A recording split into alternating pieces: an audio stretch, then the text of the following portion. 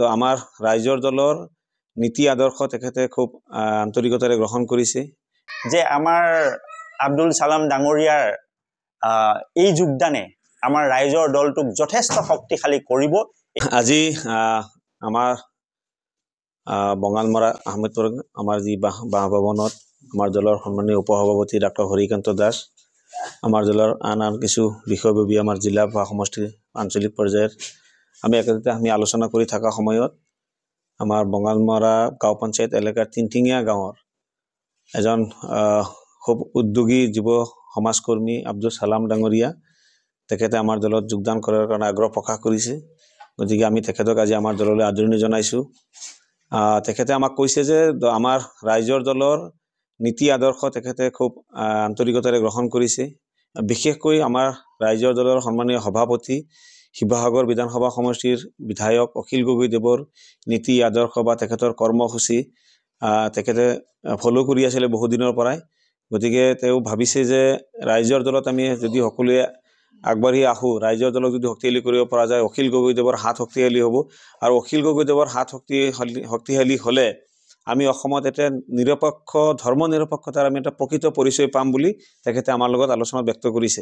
গতিকে আমি তেখেতক আজি আমাৰ দললৈ আমি আদৰণি জনাইছোঁ। আৰু অনাগত দিনত খুব বলিষ্ঠভাৱে আব্দুল সালাম ডাঙৰীয়াই আমাৰ এই অঞ্চলত বিশেষভাৱে বিহপুৰীয়া বিধানসভা সমষ্টিৰ বঙালমৰা অঞ্চলত আমাৰ দলক আগুৱাই লৈ যাব। আৰু ইয়াৰ প্ৰভাৱ দাঁতিকাষৰীয়া আমাৰ নাওবৈচা বিধানসভা সমষ্টি, ৰঙানদী বিধানসভা সমষ্টিটো পৰিব বুলি আমি আশাবাদী। গতিকে আমি আশা কৰোঁ যে আগন্তুক পঞ্চায়ত নিৰ্বাচনত আব্দুল সালাম ডাঙৰীয়াৰ আজিৰ যোগদানে আমাৰ ৰাইজৰ দলৰ শক্তি বহুগুণে বৃদ্ধি কৰিছে। গতিকে আমি পুনৰাই আপোনালোকৰ জৰিয়তে সালাম ডাঙৰীয়াক আমাৰ দললৈ আমি আদৰণি জনাইছোঁ। আমি আশা কৰোঁ যে আমাৰ আব্দুল সালাম ডাঙৰীয়াৰ এই যোগদানে আমাৰ ৰাইজৰ দলটোক যথেষ্ট শক্তিশালী কৰিব। এই নাওবৈচা, বিহপুৰীয়া আৰু আমাৰ ৰঙানদী সমষ্টি, এই সমষ্টিকেইটাত যথেষ্ট শক্তিশালী ৰূপত আমি ইয়াত ঠন ধৰি উঠিবলৈ আমি শক্তি পাম, দুগুণ উৎসাহ পাম। আৰু আশা কৰিম অদূৰ ভৱিষ্যতে তেওঁ আমি যিদৰে এইটো এটা ৰাজনৈতিক সংগঠন হ'লেও ৰাজনৈতিক সংগঠনটোক আমি জনমুখী গণসংগঠন হিচাপে গঢ় দিবলৈ দিনে ৰাতি চেষ্টা কৰিছোঁ।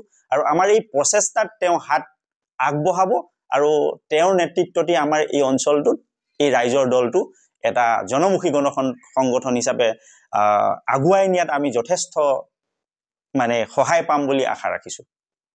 মই আজি ৰাইজৰ দলত যোগদান কৰিছোঁ। মই বহুত দিনৰ পৰা ৰাইজৰ দলক নীতি আদৰ্শবিলাক লক্ষ্য কৰি আছিলোঁ। আৰু বৰ্তমান পৰিস্থিতি বা অসমৰ যি প্ৰেক্ষাপটৰ ওপৰত দৃষ্টি ৰাখিবলৈ গ'লে বিধানসভাৰ মজিয়াত যি ধৰণৰ অপ্ৰীতিকৰ বাক্যবান ব্যৱহাৰ কৰা হয়, তাৰ প্ৰত্যুত্তৰ দিবৰ কাৰণে বিধানসভাৰ মাজত এজনে বলিষ্ঠ পদক্ষেপ আছে, সেইজনে হৈছে অখিল গগৈ। গতিকে তেখেতৰ বিধানসভাৰ মজিয়াত যিখিনি আদৰ্শ দেখুৱাই আছে, বিধানসভাৰ মাজত যিখিনি বলিষ্ঠ পদক্ষেপ দেখুৱাইছে, তেনেকুৱা যদি আৰু 4-5জন মান বিধায়ক থকা হ'লে আজি হয়তো বিধানসভাৰ মজিয়াত এনেকুৱা কিছুমান ক'ব নলগীয়া কথাবিলাক যিবিলাক আলোচনা হয় বা যেনেকৈ ব্যক্তিগতভাৱে কিছুমান আঘাত কৰা হয় মানুহক, আজি প্ৰতিদিন গোষ্ঠী কৰা হৈছে, কাইলৈ কাৰোবাৰ ব্যক্তিগতভাৱে মানুহক আঘাত কৰা হৈ আছে, বিধানসভাৰ মজিয়াত যিখিনি এটা পবিত্ৰ সদনত হ'ব নালাগে, তেনেকুৱা মাত মাতিবৰ কাৰণে এজনেই মানুহ আছে অসমৰ ভিতৰত বৰ্তমান দেখা পাইছোঁ। যদিও কংগ্ৰেছ আছে, কংগ্ৰেছে কিন্তু নিৰ্মাত হৈ থাকে। কেলেই নিৰ্মাত হৈ থাকে নাজানো আমি সেইটো বিষয়ে। অখিল গগৈৰ নিচিনা যদি আৰু 4-5জন থকা হ'লে বহুত ভাল হ'লহেঁতেন। গতিকে মই গ্ৰাছৰুট লেভেলৰ এজন কৰ্মী।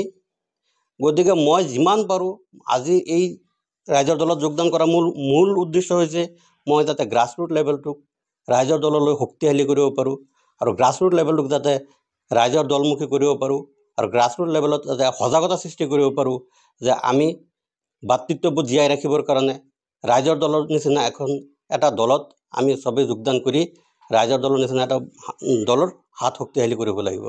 আজিৰ দলৰ মূল উদ্দেশ্য সেইটোৱে আছিলে।